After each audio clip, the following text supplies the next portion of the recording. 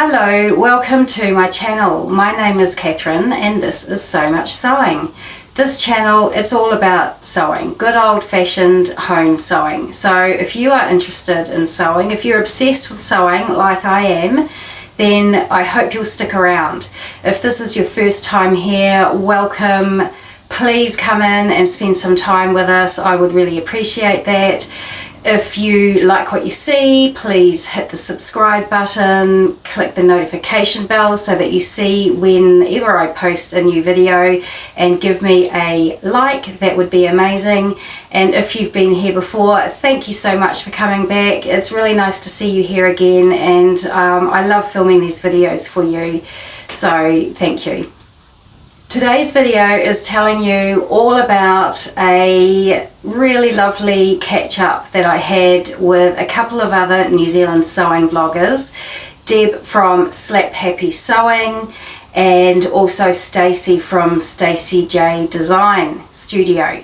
No, Stacey J Studio. No, I'm going to have to look up her name, but it's Stacey J and she's got a studio. And so we met up in Wellington. I live in Auckland, Stacey lives in Wellington, and Deb lives somewhere else, not too far from Wellington. It was a bit of a drive for her to get there. But we all met up yesterday. I flew in and Stacey picked me up from the airport. It was so sweet, actually. I was expecting, you know, to message you when I got in to say, okay, I'm here, and she would fly into the 5-minute loading zone, the pick up drop off zone, and pick me up. But no, I walked out of the airport, off the plane, through the airport, and there she was inside waiting for me. So I thought that was really amazing and cute. Thank you so much. And from there we drove to a car parking building in the centre of Wellington, where we were going to meet up with Deb, who was, as I say, driving in from another part of the lower North Island there. So we were in this parking building. It was the craziest parking building I've ever been in. It was just so narrow and twisty and turny. It was, wow, you take your life in your hands going in that car park building. But anyway, we got there and we were just pulling into park, and someone walked across in front of the car, and we both said, is that Deb? And yes, it was Deb. So we arrived just like a couple of minutes after Deb, and Deb was just walking out to, I don't know where she thought she was going, but she was out of that car parking building. But we spotted her and said, Deb, Deb.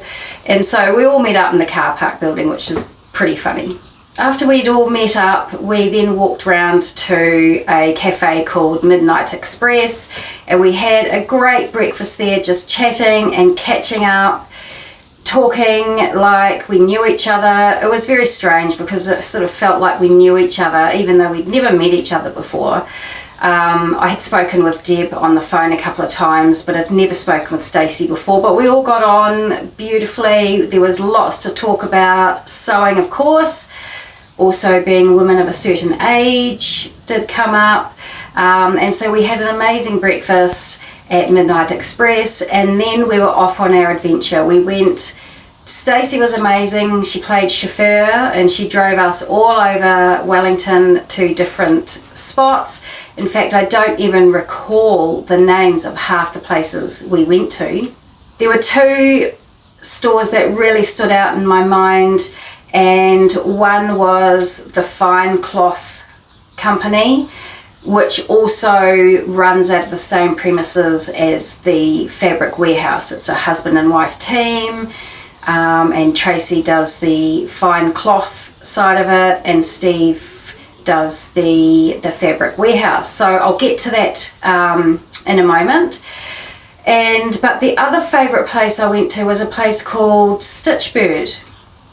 Stitchbird is really a quilting shop, so there's everything you need there for quilting. There's amazing quilts on the wall, there's all the quilting fabric you could possibly want, all the supplies for making quilts, but they also had a whole lot of sort of, well, merch, I suppose, items for purchasing.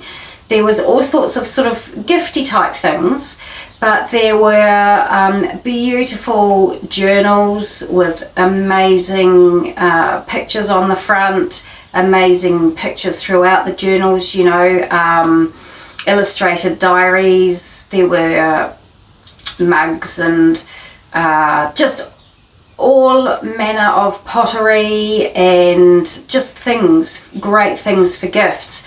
But one of the things that I saw that I really liked, they had a whole range of books, and I picked up this book. I have seen on Instagram, you see clever mending ideas coming up all the time, where people turn a hole in a pair of jeans into a cute pussycat, or they mend knitting, you know, a knitted jumper so that you can't even see where the hole was.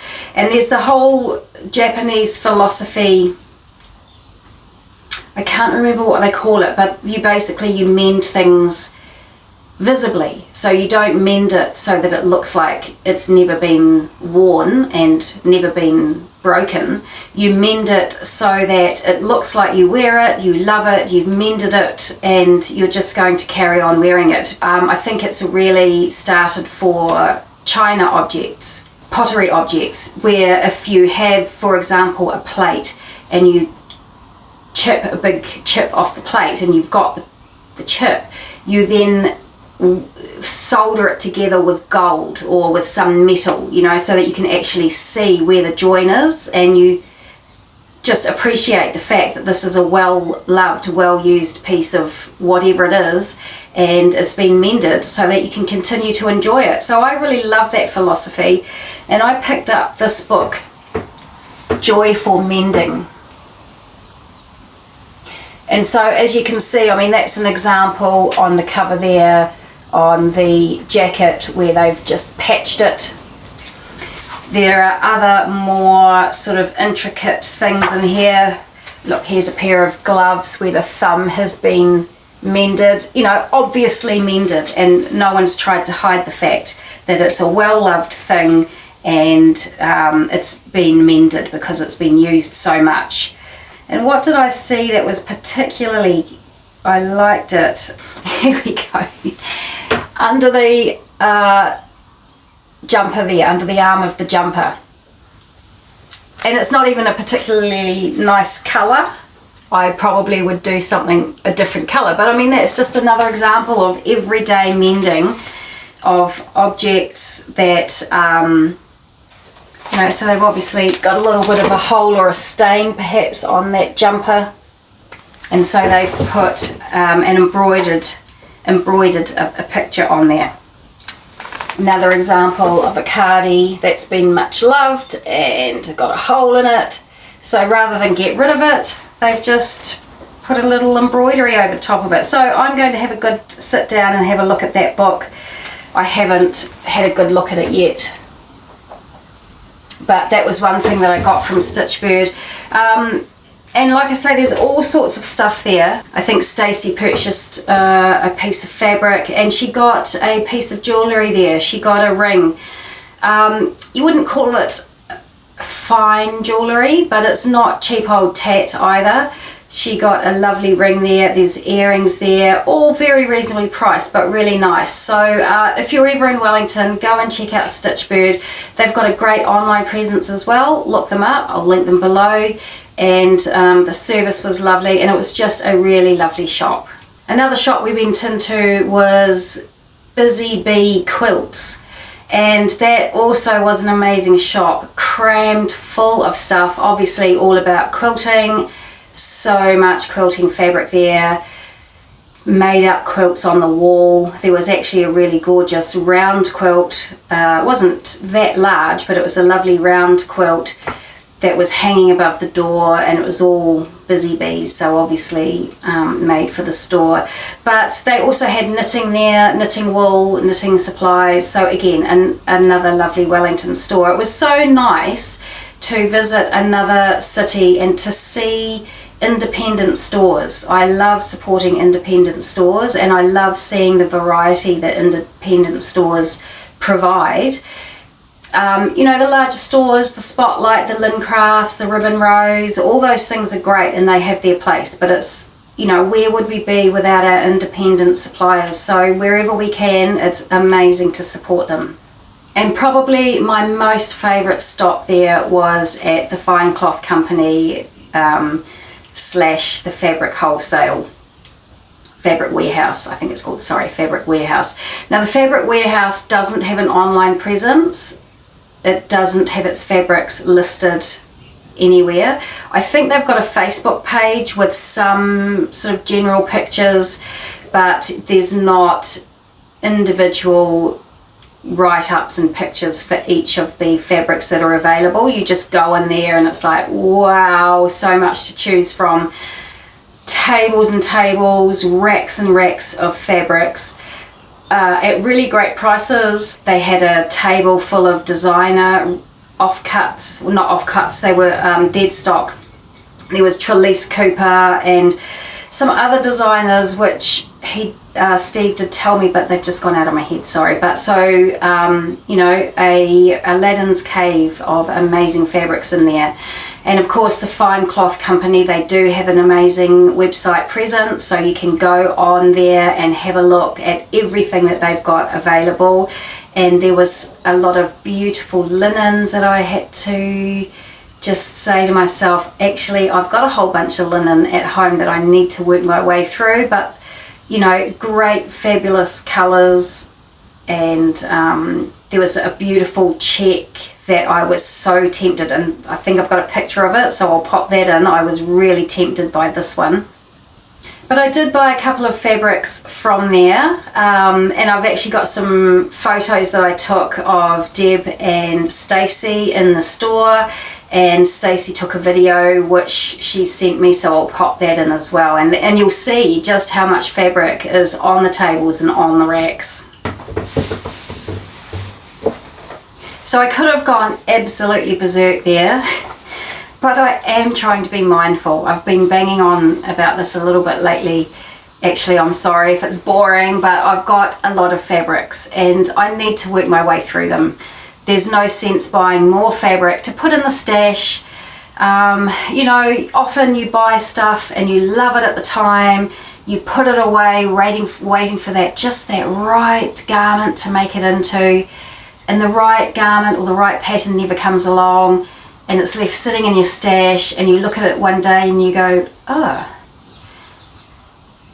I don't think I love that anymore. So it doesn't pay to do that, in my opinion, or for myself. Once I work my way through a lot more of my stash, I might try and, I've talked about before, putting a de-stash account up on Trade Me.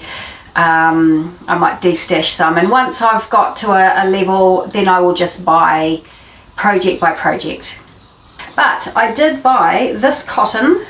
It's a medium weight, sort of quite a sturdy weave with this textured print on it. It is actually a little bit textured. These bits here are, you know, like frayed edges. Yeah, so I don't really know how they will have done that because it's flat woven on the back, but it's almost like, you know, these frayed edges here. That's what it's like around here, and there's a bit of texture on here as well. You can feel those. It's sort of almost a jacquard kind of look and feel to it. So I got 2.5 meters of that. Sorry, there's a bit of rustling there. I got caught on a paper bag. 2.5 meters of that, and I have got sort of an idea in my head that it might be a shirt, some kind of a shirt, or a jackety shirt, perhaps the Helga shirt by Tesutti Patterns, or what's the other one? Is it called the Harow? It's a newer sort of jackety shirt pattern. So that will be something like that. And another piece of fabric I got, I had been looking at the Fine Cloth Fabric Company for a while online and had not actually purchased something before, and I had seen this on their website and thought that it looked interesting. And yes, it is interesting. I like it. Which way up does it go? That way. There we go. So to me that's kind of, would you call that a ginkgo print? So I really love the colours in there. It's coming up quite brown from what I can see on the camera there, but it's very much a deep, very deep olive green with black around the design. And then what is that colour in the centre? It's sort of a almost a bone colour in the centre, a sort of a greyish, perhaps it's greyish. But anyway, that's a viscose. I got 3.5 meters of that. Really nice viscose, amazing drape, of course.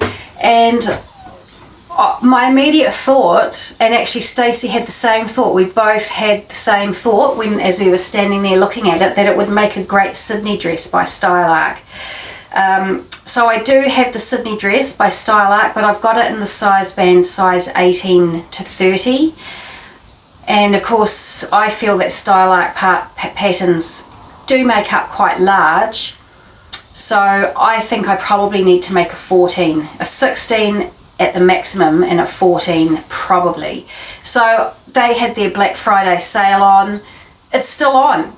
That's exciting. Stylark have got 25 or is it 30% off Black Friday sales at the moment. So I thought, oh look, I'm just going to buy another copy of that pattern. So I think I cost about 13 New Zealand dollars or something. So that's what that is going to be.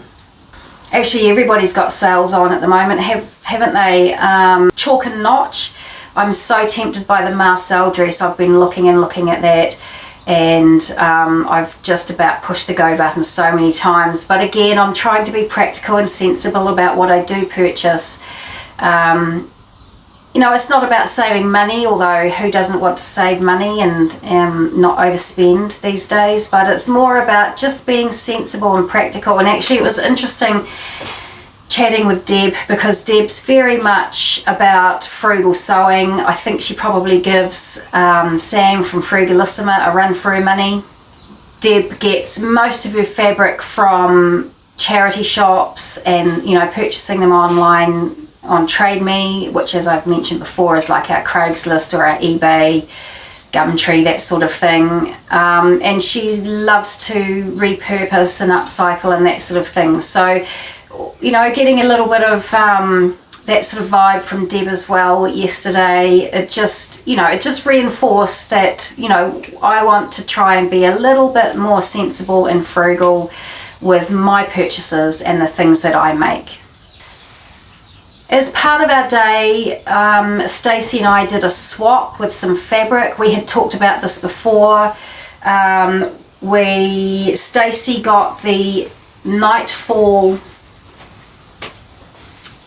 bespoke box from the Dahlia Sewciety, which has this fabulous jersey knit in it. And that, can you see how that looks like it's embroidered? It's not embroidered, but it looks like it is. And all those colours are mine. It does have a white background, but it's a beautiful, I think there's 2 meters there of that jersey knit.